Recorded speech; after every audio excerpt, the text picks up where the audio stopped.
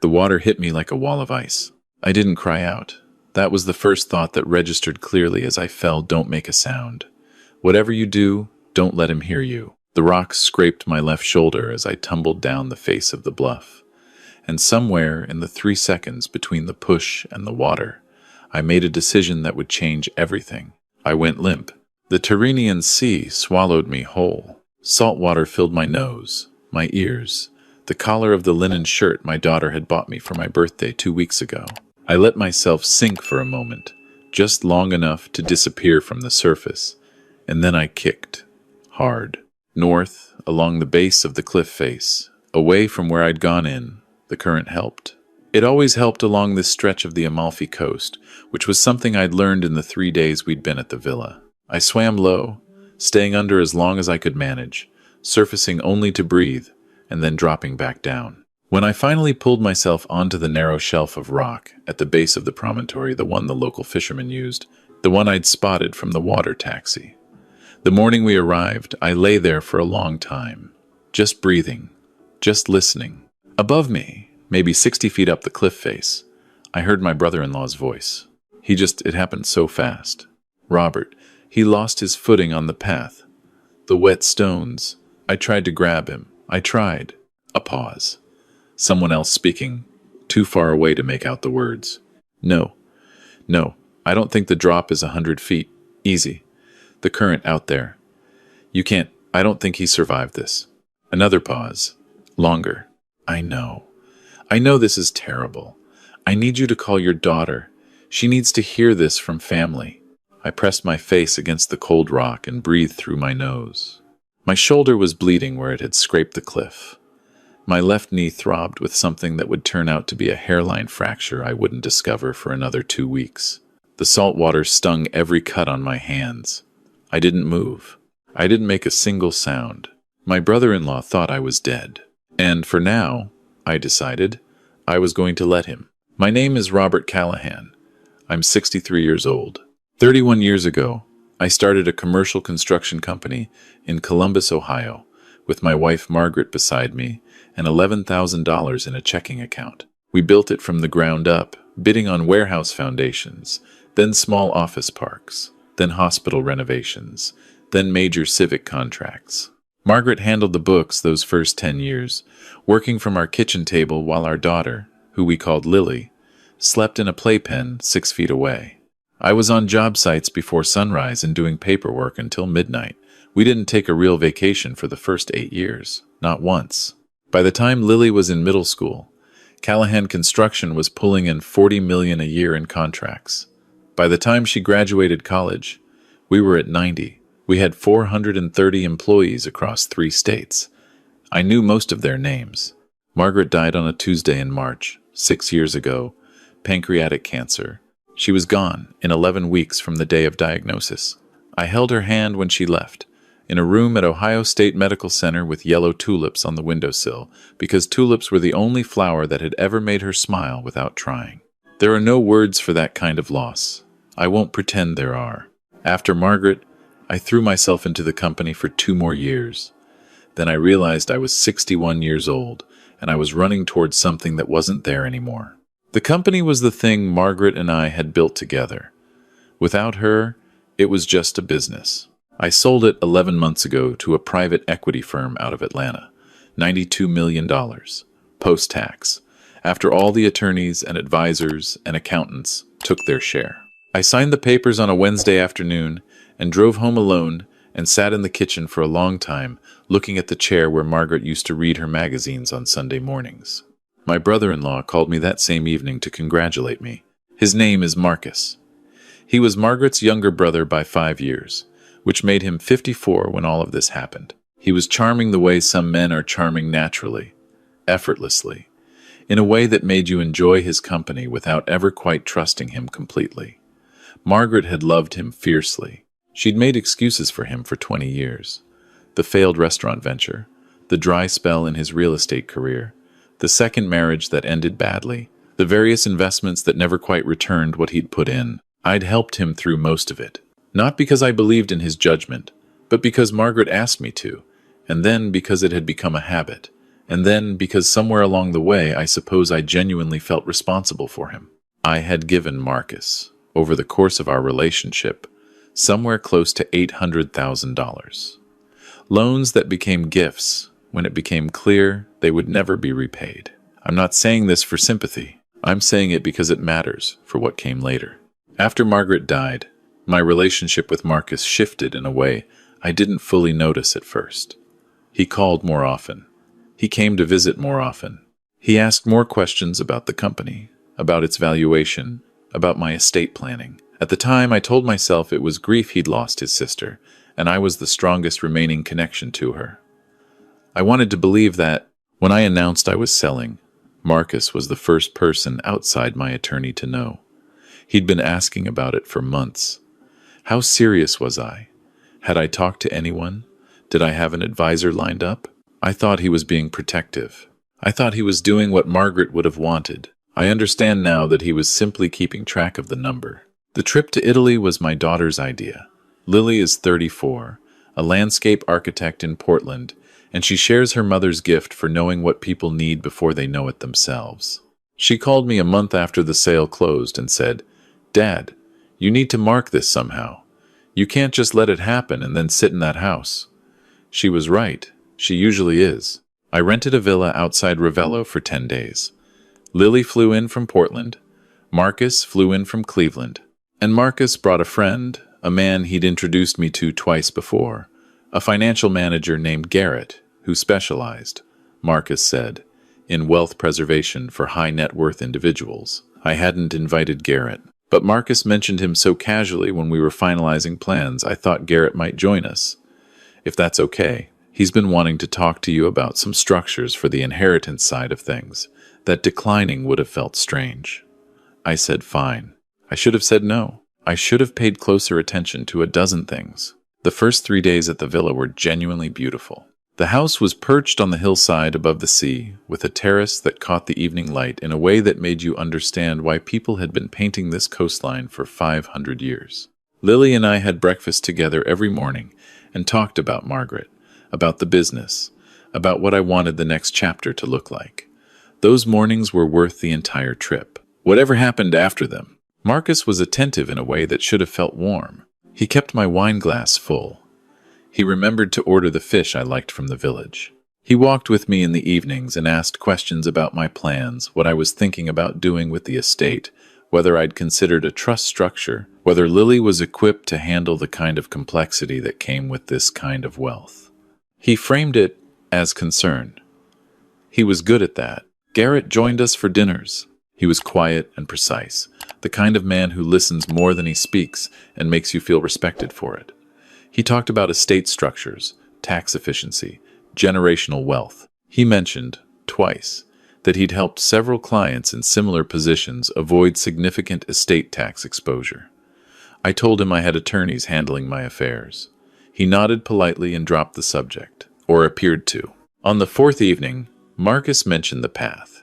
There was a coastal trail that ran along the ridge south of the villa, he said. He'd walked part of it that afternoon while Lily and I were in town. The views were unlike anything you could see the whole coastline from the high point, he said, on a clear evening when the light was right. He thought we should do it tomorrow, just the two of us, before Lily woke up. A brother-in-law thing. Something to mark the occasion. I said yes. I've thought about that moment many times since. We left the villa at 6:15 the next morning. The path climbed steadily through the scrub and the umbrella pines before opening onto the ridge. The light was extraordinary. Marcus hadn't been wrong about that. The sea below us was the color of hammered bronze, and the villages on the far headland were just beginning to show lights. I remember thinking that Margaret would have loved this. I remember thinking I was glad I'd come. The high point of the path was a promontory, a flat shelf of rock that jutted out over the cliff, with a rusted iron railing on the seaward side and nothing on the other three. It was the kind of place where people took photographs, where you stood at the edge and felt the size of the world. Marcus suggested I stand near the railing for a photo. "For Lily," he said. "She'd love it," he said. I moved toward the railing. I put my hand on the iron, and I looked out at the sea. And I remember the sensation of the morning air on my face, and the sound of the water 200 feet below, and the smell of the pines behind us. Then I felt his hands on my back. 2 palms, flat. One between my shoulder blades, one at my hip. Not a push, something more deliberate than that. A controlled shove, with weight behind it. The railing caught my hip and I went over it, and then I was falling, and the water came up and hit me hard. And I went limp, and I swam. I stayed on the fisherman's shelf for 4 hours. Long enough for the voices above to stop, long enough for the sound of Marcus's footsteps on the path to fade back toward the villa. Long enough to think. My phone was gone. It had come out of my pocket during the fall. My shoulder was still bleeding. My knee was swelling inside my pants leg. I was soaking wet and cold. But the morning sun was coming up over the ridge, and the rock was beginning to warm. I thought about my daughter. I thought about the call Marcus would make to her. What he would say. How he would say it. And then I thought, he's going to try to take everything. Not out of grief. Not out of family loyalty. He was going to use my death as a door. He had the connections Garrett, the attorneys Marcus had mentioned. The estate structures they'd been nudging me toward. He knew my assets. He knew my accounts. He had spent a year preparing for this moment, and he had brought the right people along to capitalize on it. If I surfaced now, what did I have? A story. His word against mine. A man who had fallen off a cliff and decided his brother-in-law had pushed him. No witnesses, no physical evidence. Marcus would be tearful and horrified. He would say, I must have hit my head.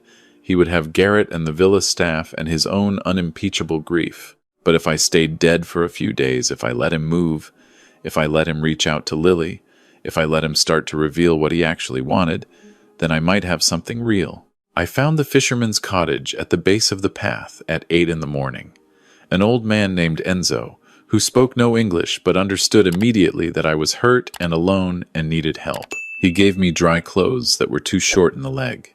He gave me bread and water and a look of uncomplicated compassion that I will never forget. Through hand gestures and my rudimentary Italian numbers, I managed to convey that I needed to call someone and that I needed his absolute silence about my presence, and I offered him the waterproof watch on my wrist a Breitling Margaret had given me for our 30th anniversary, worth perhaps $4,000 as surety. He waved the watch away and handed me his cell phone. I called my attorney in Columbus. Not my personal cell, his direct office line, which I'd had memorized for 15 years. It was 2 in the morning in Ohio, and he answered on the 4th ring, which tells you something about what kind of attorney he was. I told him everything. I told him to say nothing to anyone. I told him to start documenting every contact Marcus made with my accounts, my estate, my affairs, from this moment forward. I told him to flag anything involving Garrett's firm. And I told him that under no circumstances was he to reveal that I was alive. He was quiet for a moment when I finished. Then he said, Robert, this is going to take courage. I said I knew that. Lily is going to think you're dead. I said I knew that too.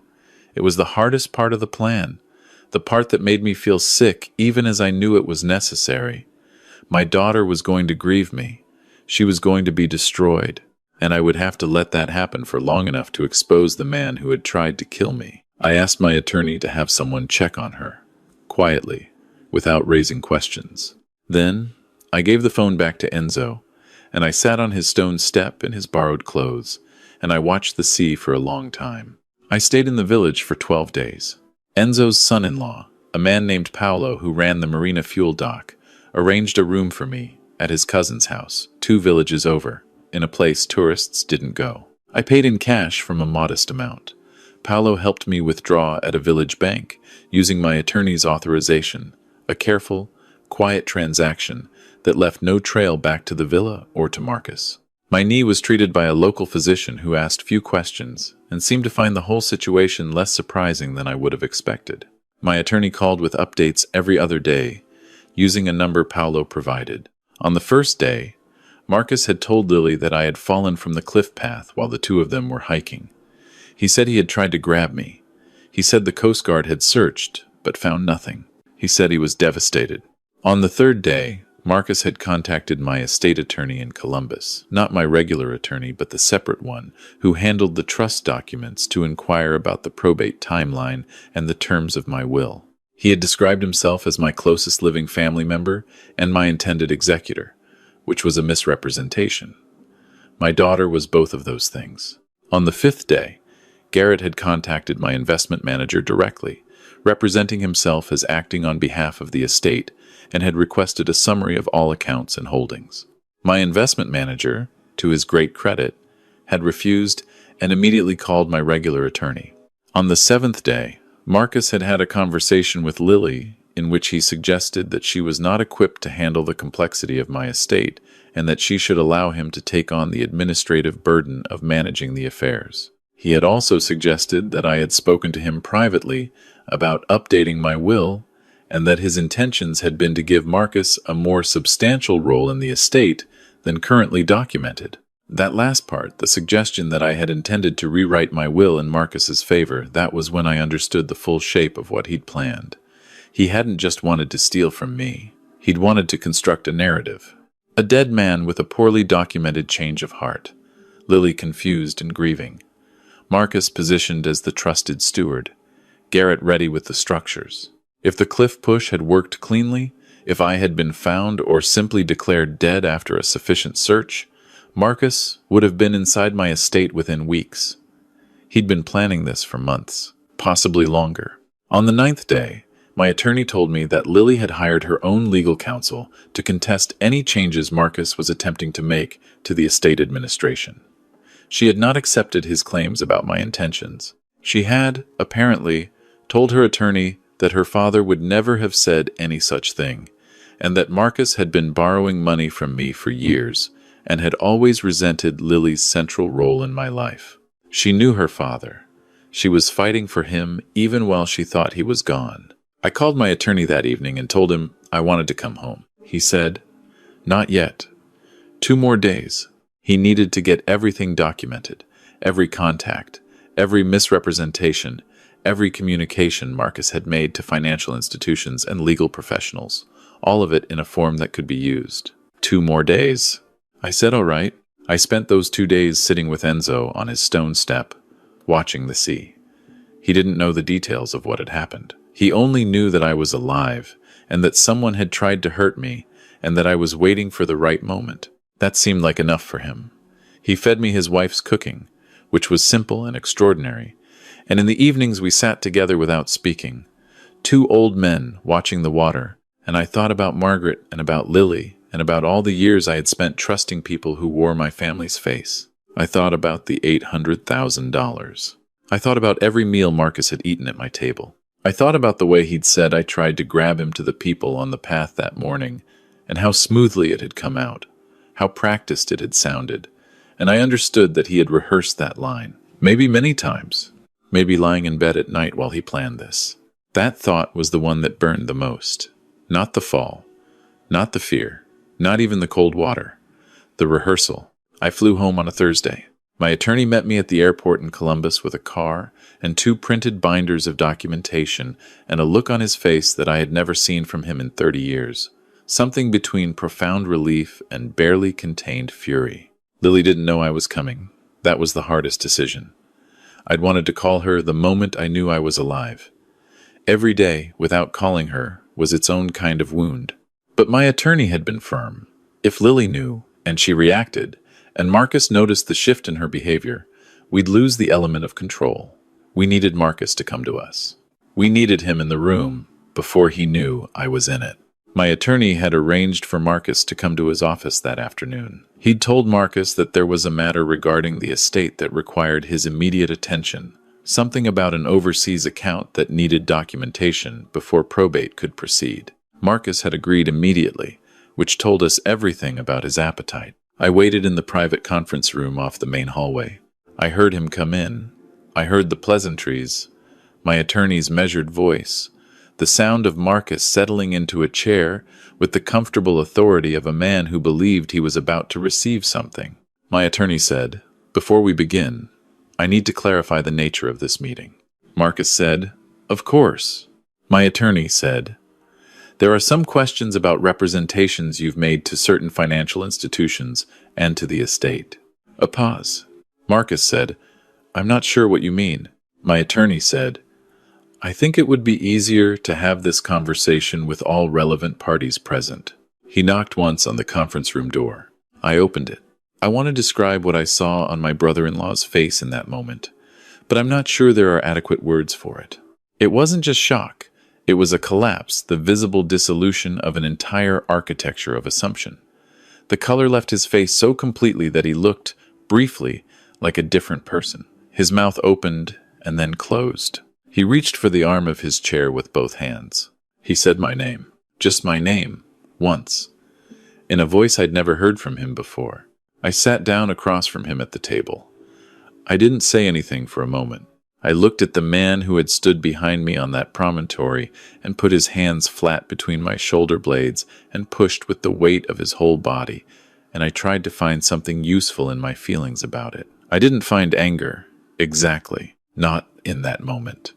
What I found was a kind of profound sadness for Margaret, mostly, who had loved this man her whole life and died not knowing who he was. I said, I'd like to know when you started planning it. He didn't answer. I said, not the money part. I already know most of that. I mean the cliff. When did you decide that's how you were going to do it? He looked at my attorney. My attorney said nothing. Marcus looked back at me. Some of the color had returned to his face, and with it came something harder, more defensive. He said, Robert, I don't know what you think happened. I put the binder on the table between us. 12 days, I said. You had 12 days to show me what you were, and you did. Every call you made, every misrepresentation, every contact with Garrett's firm, every conversation with Lily, where you told her I had intended to change my will, all of it documented, along with the medical report from the physician who treated my injuries, along with the testimony of 2 witnesses on the path that morning who heard you on the phone saying I had gone over and that you didn't believe I'd survived. The hardness in his face shifted into something else, something calculating. He said, You were hiding. You let Lily think you were dead. Yes, I said. I did. I'll carry that. It's the worst thing I've ever done to someone I love. I'll spend a long time making it right with her. But I needed to know the truth about you. And you needed enough rope to hang yourself with. And you took it, with both hands. He said, You can't prove I pushed you. I said, I can prove attempted fraud, misrepresentation to financial institutions, and misrepresentation to an attorney regarding the estate. My attorney has already been in contact with the Columbus DA. Whether the Italian authorities pursue the matter of the cliff is a separate question, and one I intend to raise with them. His attorney, who I later learned had been hastily called and was waiting in the lobby, never even made it into the room. Marcus, according to my attorney, sat very still for about 45 seconds. Then he put his face in his hands. I called Lily from the car outside my attorney's office. She answered on the first ring. She always answered quickly. Margaret had been the same way. I said, It's me. 3 seconds of silence. Then the sound of my daughter crying, not softly, not politely, but the ugly, complete, full-body kind of crying that people do when something enormous breaks open all at once. I held the phone and let it happen and didn't try to fill it with words. I owed her that much. I owed her a great deal more. When she could speak, the first thing she said was, I knew something was wrong. I knew it. She'd known from the beginning that Marcus's account didn't fit. She'd known that I would not have been careless on a cliff path. I ran 3 miles every morning. I was careful about terrain, and more than that, she knew that I would not have put myself in that kind of exposure without her beside me. She'd hired her own attorney on the 3rd day. She'd refused to allow Marcus any administrative access to the estate. She'd been fighting a rearguard action the entire time I was sitting on a stone step in a fishing village watching the sea. She'd been doing it while thinking I was dead. I'm so sorry, I said. I need you to know how sorry I am for letting you go through that. She was quiet for a moment. Then she said, Dad, I need to see you.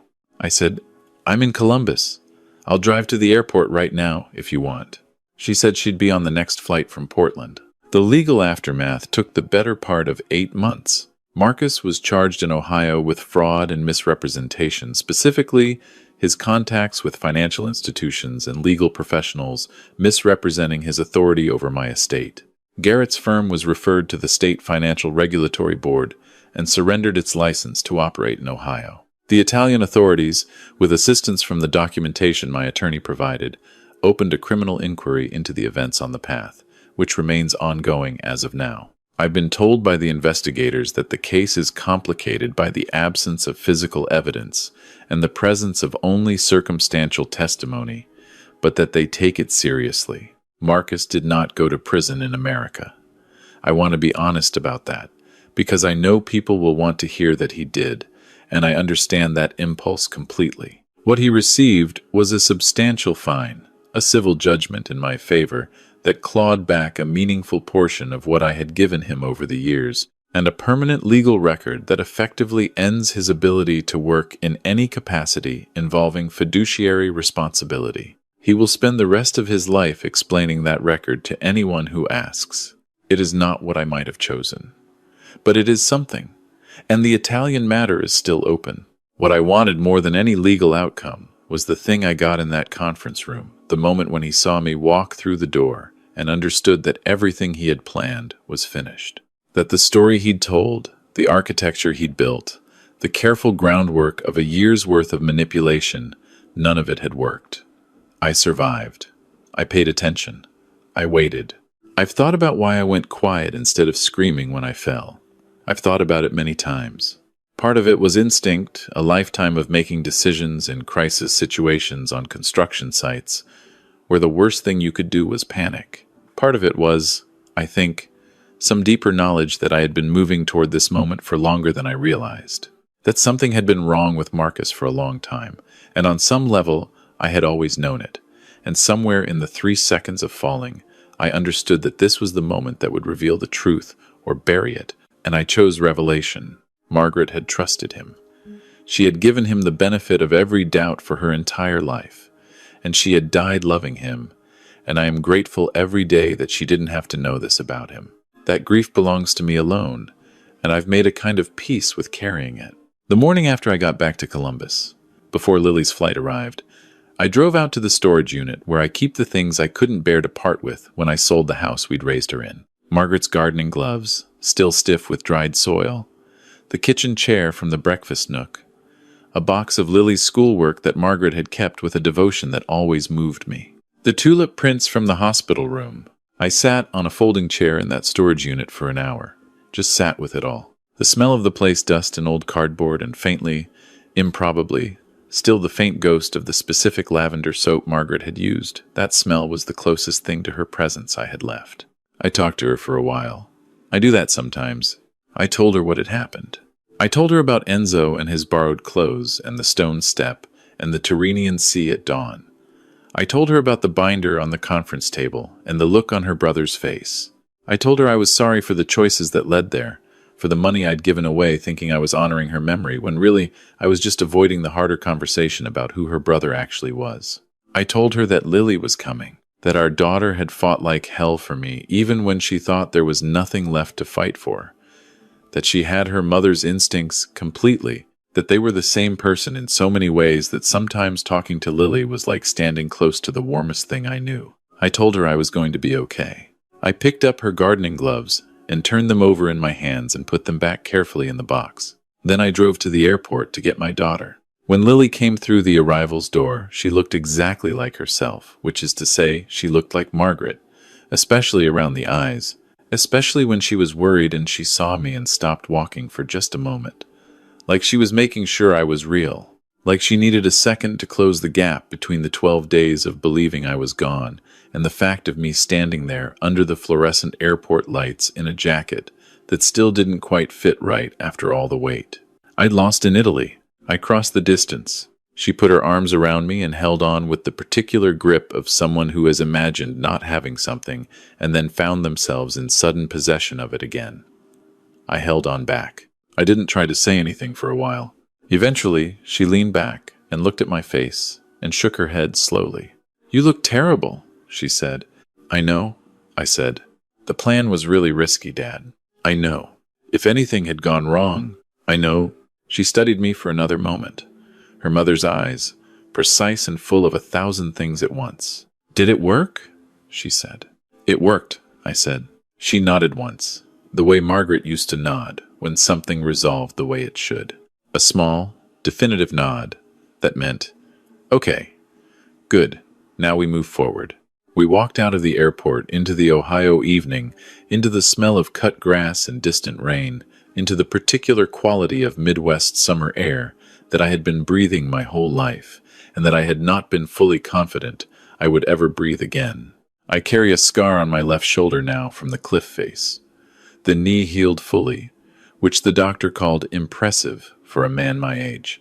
I take nothing for granted anymore, which is perhaps the most useful thing I've learned from all of this, that gratitude has to be active, has to be practiced, has to be renewed every morning like a discipline. That the people who are still here, who still hold on, are the reason to get up. I had $92 million, and I nearly died on a cliff in Italy for it. I would have traded every cent to have Margaret for one more morning at that kitchen table. But she's gone, and Lily is here, and I am here, and we had breakfast together this morning at the window that looks out over the yard she designed for me last spring, with the beds of tulips along the fence. Not because they're my favorite flower, because they were her mother's. Some things you keep, you hold on to them even when the fall tries to take them from you, especially then.